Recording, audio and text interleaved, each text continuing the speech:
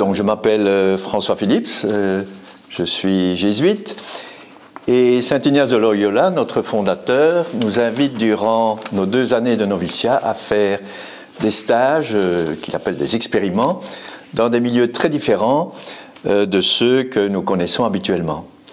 Et notre père maître, le père André de Gers, avait contacté l'abbé Joseph André à Namur, qui avait dans les années 60, qui tenait une maison d'accueil dans les années 60 pour des maghrébins en recherche d'emploi et de travail en Belgique. Il avait baptisé sa maison, qui est le château de l'Horloge actuellement à Baumel, Notre-Dame de Sion. Donc j'ai travaillé 2 fois 1 mois et demi dans la maison. C'était des stages d'1 mois, 1 mois et demi, avec Jean Beckers notamment une fois. Et en fait, nous tenions le ménage comme novices. Nous accueillions les hommes qui logeaient dans la maison. On faisait la cuisine, on nettoyait la maison et on était disponible après 4 heures pour les accueillir après leur recherche de travail ou d'emploi. L'abbé André était à ce moment-là aumônier de la prison de Namur, et il rentrait le soir s'occuper un peu des pensionnaires, de ceux qui l'hébergeaient, qui l'accueillaient là-bas. Alors nous savions qu'il avait sauvé des enfants juifs durant la guerre 40-45, mais j'ai découvert son action pendant cette période en lisant beaucoup plus tard L'Enfant de Noé d'Éric Emmanuel Schmitt. Et puis, nous savions aussi qu'il avait hébergé des Hongrois réfugiés après l'insurrection de Budapest en 1956. Et nous avons vu plusieurs de ces anciens, juifs et hongrois, venir de temps en temps le revoir et le remercier de les avoir sauvés et de les avoir accueillis. Et voilà, pour moi, l'abbé André personnifiait cette phrase de l'Évangile « J'étais un étranger et vous m'avez accueilli ».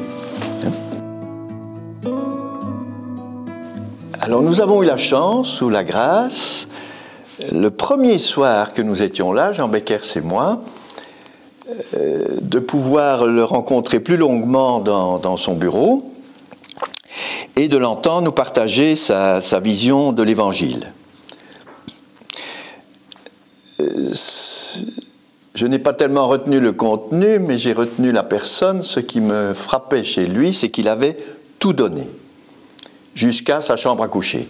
Il dormait quelques heures dans son grand fauteuil très haut, dans lequel il nous recevait dans son bureau. Il donnait tout son temps. Aumônier à la prison, la journée, il revenait le soir, il recevait les types les uns après les autres. Il donnait tout son temps. Nous le voyions alors plongé dans son bréviaire, dans son bureau, il priait dans son bréviaire. Mais pour moi, c'était d'abord l'Évangile en acte, en personne. Il insistait sur l'accueil que nous avions à réserver aux personnes, aux hommes qui l'accueillaient. Un trait de caractère qui m'a frappé, parce que chacun a ses défauts, il avait un caractère soupe au lait. C'est-à-dire ? Soupe au lait. Donc, qui monte très vite, puis vous coupez le gaz, ça descend, quoi. Hein? Ah oui. Caractère soupe au lait. Quelqu'un se fâche très fort à un moment, je vais vous donner un exemple, et puis vous coupez le gaz, ça redescend aussi vite, quoi. Hein? Quand le lait est bout, il monte très vite, et puis bon. J'ai dû rire en moi-même, comme on dit à Bruxelles, quand un soir il était excédé par plusieurs, il a lâché comme ça, mais c'est une maison de quoi ici? Alors je pense à moi-même, désolé, c'est vous qui accueillez un peu tout le monde. Bon. J'ai moins ri un soir, j'étais à la cuisine, la porte de la cuisine était ouverte, alors qu'il y avait un guichet dans la porte, et il regarde ce que je prépare et il me crie dessus. « Frère !» Alors on nous appelait frère, novice. « Frère, c'est de la discrimination. Vous cuisez les côtelettes de porc pour les chrétiens et avant les steaks pour les musulmans. » Alors je lui ai répondu calmement, « Monsieur l'aumônier, il y a une chose. Les côtelettes de porc, ça met 10 minutes à cuire. Les steaks, ça met 5 minutes. » Ah bon? Puis il est parti dans son bureau. Le lendemain soir, j'avais fermé soigneusement la porte de la cuisine à clé, il restait juste le guichet, et quand il rentre, je vois sa tête passer par le guichet. « Tout va bien, frère? Très bien, monsieur l'aumônier. » Voilà, c'était fini. Mais on s'est bien entendu, parce qu'après notre stage, il nous reconduisait à la gare de Namur, nous devions retourner au noviciat d'Arlon, et il faisait l'évaluation de notre séjour sur le quai, à voix basse, entre 2 trains qui passaient. Il fallait vraiment tendre l'oreille. Je demande, quoi? La casserole du chien. Qu'est-ce qu'il y a, la casserole du chien? Ben, vous n'avez pas assez veillé à la casserole du chien. J'avoue que c'était le dernier de mes soucis, parce qu'il y avait là des Algériens et des Marocains. Parfois, il y en a qui se battaient au couteau, on s'enfermait dans notre chambre, on attendait que l'aumônier rentre. Il y avait parfois des disputes, il y en a qui mentaient, il y en a qui disaient qu'il avait cherché du travail toute la journée, il revenait avec ses pieds ensanglantés, soi-disant, puis il volait devant moi un beefsteak, quand même. Bon, il y avait de tout, quoi. Mais l'aumônier m'a dit, quand même, vous pouvez revenir une troisième fois. Donc, c'était bon comme évaluation. Alors, pardon, une autre phrase de l'Évangile qui l'illustrait pour moi, c'est « Le Fils de l'homme n'a pas où reposer la tête ».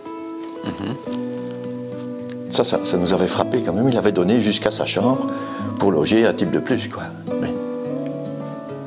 Est-ce qu'à l'époque, vous avez l'impression que c'était un saint? Franchement, ce n'est pas l'image du saint que j'avais à l'époque qui me venait à l'esprit.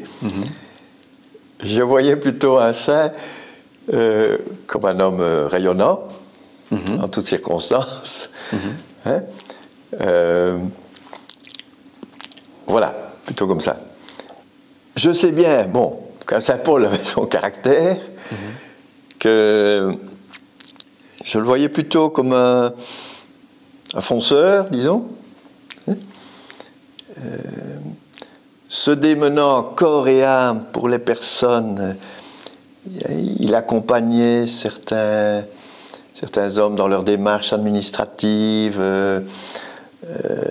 Il faisait du stop pour aller jusqu'à Bruxelles, essayer de dénouer une affaire.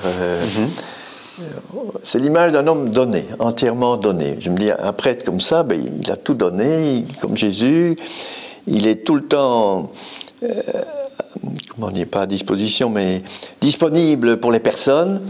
Il ne compte pas son temps, il ne compte pas sa peine. C'est ça l'image que je retiens de lui.